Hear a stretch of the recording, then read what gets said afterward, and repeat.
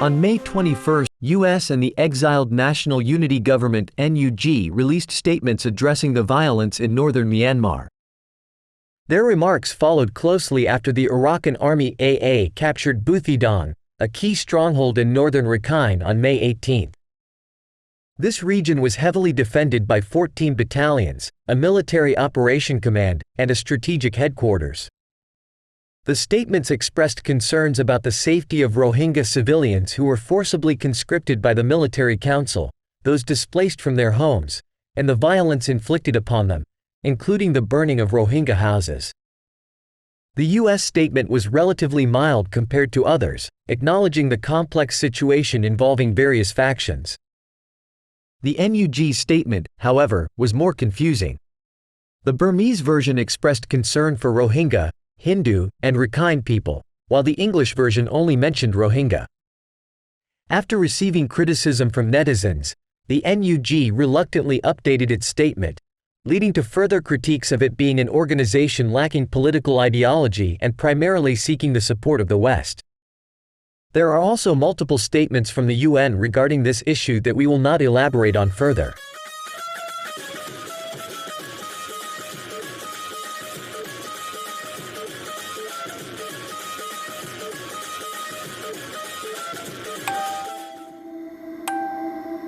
The Rohingya, a Muslim minority primarily residing near the Bangladesh border, have faced severe oppression under Myanmar's dictators. Many have fled to Bangladesh, where they live in refugee camps, while a significant number remain in northern Rakhine. Neither the Bangladesh nor Myanmar governments recognize the majority of them as citizens.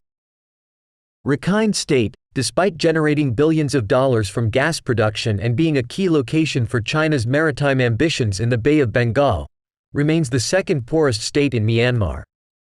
Historically, the region has seen numerous communal conflicts between the Rohingya and Rakhine people.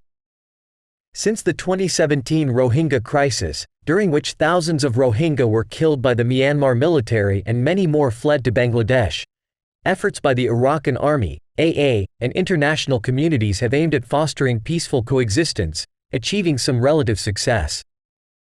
In February, the Military Council announced a conscription law affecting all young people nationwide, seen by many as a desperate attempt to replenish its ranks amid significant troop losses in the civil war. The council also forcefully recruited thousands of Rohingya men in Rakhine State, promising them citizenship and promoting radical religious ideologies and hatred against the Rakhine people. Viewing the AA as a common enemy, Rohingya armed groups like ASA, ARA, and RSO allied with the military council, which armed these groups and new recruits. In April, the military council directed Rohingya recruits to burn non-Rohingya houses in Buthidaung Township and villages in Mongda Township, including the destruction of the MSF office.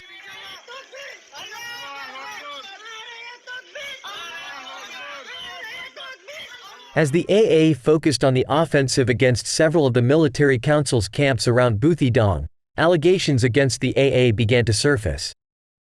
On April 22, Rohingya activists accused the AA of arresting and killing 5 Rohingya villagers from Abuja village following a battle with ASA, a claim the AA denied. In the second week of May, AA warned civilians to leave Buthidaung as they planned a major offensive. Many Rohingya fled to AA-controlled areas, but a significant number remained in the city. The AA gradually captured one battalion after another, entering Buthidaung by May 17, and again urged all civilians to leave. Meanwhile, the military council continued launching artillery and airstrikes. According to RFA Burmese News, there were allegations that the AA used drones to bomb a school where Rohingya civilians were hiding, a claim the AA denied as baseless. According to satellite maps, by November 2023, it is notable that the military council had already converted the school into a military defense camp. After capturing all military camps within Buthidaung Township, thousands of the military council's troops and Rohingya recruits scattered and fled west to Mongda, the last city at the border under military council control. Nathan Russer, an analyst from the Australian Strategic Policy Institute (ASPI), shared satellite imagery of burnings and accused the AA of retaliating by burning Rohingya houses in response to the earlier burning of non-Rohingya houses in April. Interestingly, his previous posts on X showed no interest in burnings in other regions of Rakhine or badly damaged areas of Myanmar. Rohingya activists utilized his accusation as evidence to increase pressure on the AA. The United Nations High Commissioner for Human Rights and ASEAN Parliamentarians for Human Rights (APHR) released statements to protect the Rohingya. The Organization of Islamic Cooperation (OIC) issued a strong statement naming the Myanmar military and the AA as oppressors. The US and the National Unity Government (NUG) also released statements putting further pressure on the AA. The AA denied these allegations, releasing videos of Rohingya evacuations and interviews with Rohingya civilians to present their side of the story, though these were seen by some as propaganda. Many interpreted the evacuation of the city as a forced displacement of Rohingya, despite the fact that AA has evacuated almost all cities they captured before. Some of these cities were burned to ashes by the military council's airstrikes, and others remain off-limits due to the ongoing threat of airstrikes. A coalition of CSOs and NGOs released a combined statement urging the AA not to use the Rohingyas' image for political gain and not to wage war from the Rohingya villages.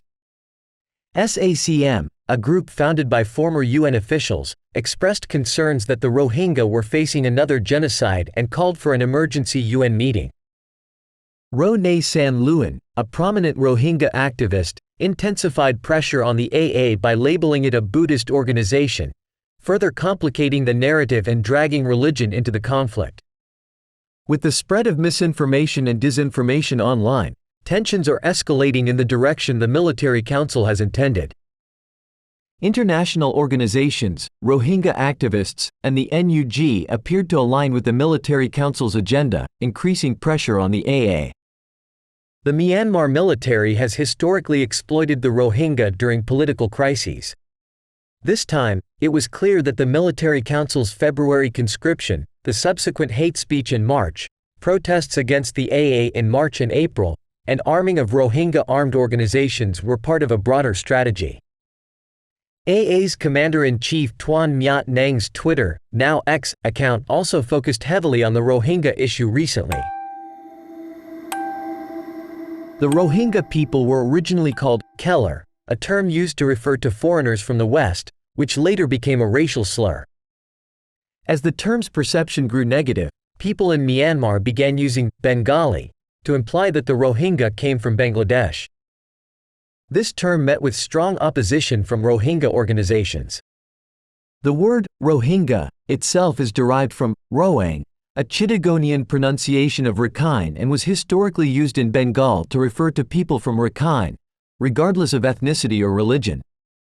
The Rohingya began widely identifying as such after Myanmar's independence, but the use of the term has become politically contentious.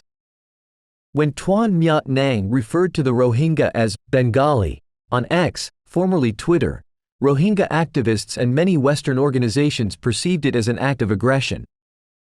In response, many Rohingya accounts referred to Rakhine people as Mogue, a historical racial slur for non-Muslim in Rakhine. AA lacks significant international influence and was designated a terrorist organization by the NLD government. It did not have widespread support from the Burmese people until recently. Allegations against the AA arose during conflicts with the military council, ASA, ARA, RSO, and Rohingya recruits. While civilian casualties may occur in the fog of war, similar incidents have happened in other regions such as Chin, Shan, Karenni, and Midland Myanmar.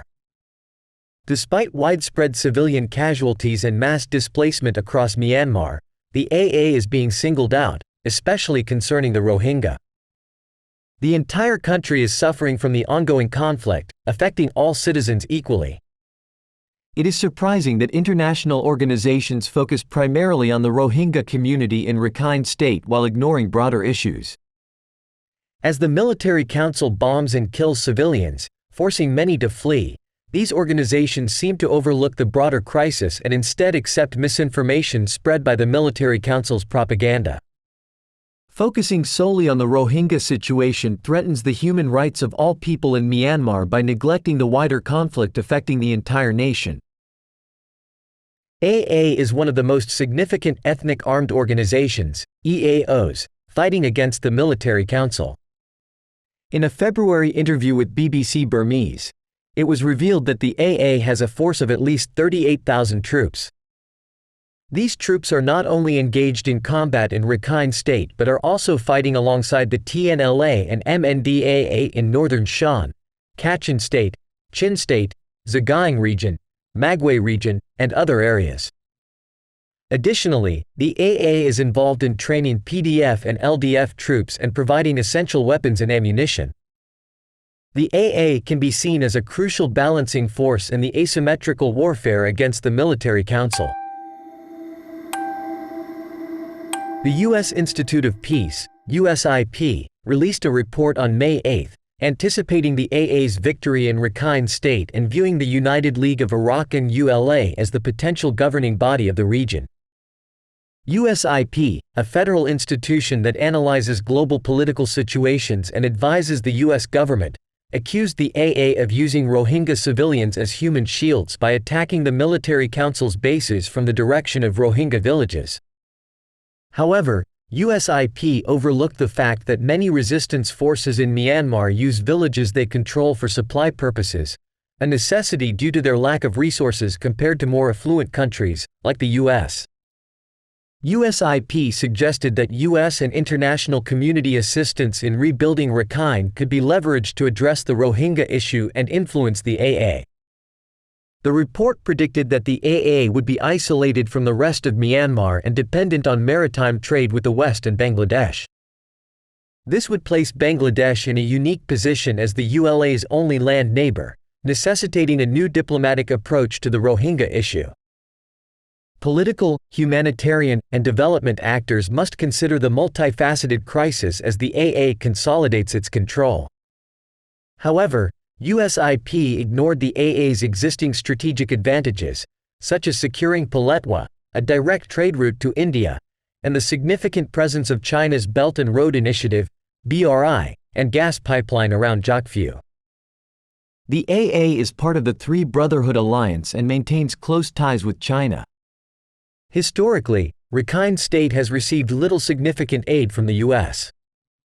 Approaching Rakhine with a superpower status would likely backfire, pushing the AA closer to China and India, which have different values from the U.S. Rebuilding Rakhine as a self-governing confederate state presents the best opportunity for the Rohingya to integrate with other ethnic groups in the region and achieve equal citizenship. With several Rakhine towns destroyed and over 300,000 Rakhine people already displaced as refugees, wouldn't the U.S.'s selective concern over the Rohingya risk further dividing South Asia?